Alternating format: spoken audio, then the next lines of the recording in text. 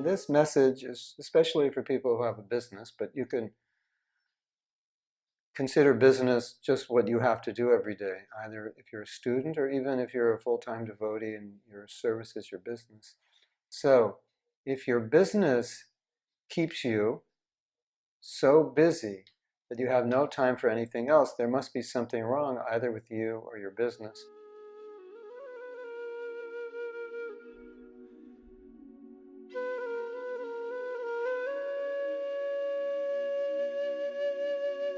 There's a nice story. Prabhupada was in Los Angeles and he was going to various departments encouraging them. They had the art department, they had the press, they had the book distribution warehouse, Spiritual Sky Incense, Golden Avatar Productions that did all the recordings.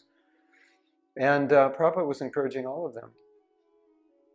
But the devotees from Spiritual Sky Incense, the business, they said, Prabhupada, you're encouraging everyone, but you're not encouraging us. And Prabhupada said, you don't need encouragement in your business, you need encouragement in your sadhana, because you're already encouraged in your business. That's your nature, you're business people.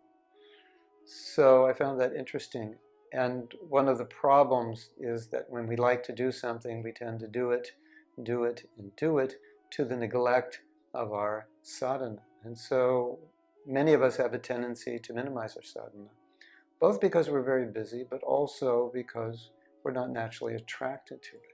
So we have to be careful. I had a realization after doing many japa retreats that sometimes I don't find time to chant japa or find time to really focus on good japa because I don't really want to. And when I don't really want to, somehow other things fill up my time and they get in the way of my japa.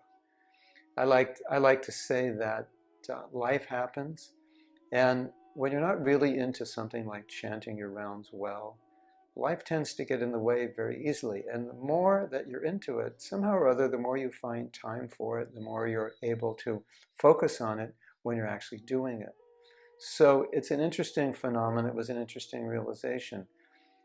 Prabhupada always encouraged us in our sadhana. There's thousands of letters where he encouraged us in our sadhana. And the reason is because as conditioned souls, we don't have a strong tendency for that kind of regulated service. We don't have a strong tendency for hearing, for chanting. So in a sense, we have to force ourselves. So although we're busy, sometimes we have to understand that part of the busyness is self-created. It's not just that things are thrown at us.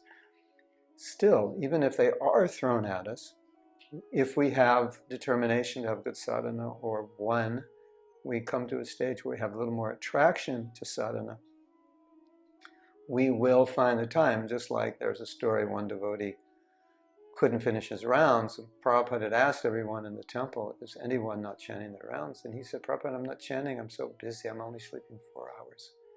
And Prabhupada said, then sleep 2 hours, but finish your rounds. So Prabhupada was really making the point that no matter what, these things are most important. And the nature of the material world is that it seems like everything else is most important, and our sadhana gets put on the back burner. So, as a tendency, Prabhupada didn't want that to happen. He really wanted us to push it forward. So, first things first. If we don't have time to do sufficient sadhana, either we're too busy or we're not managing our time well.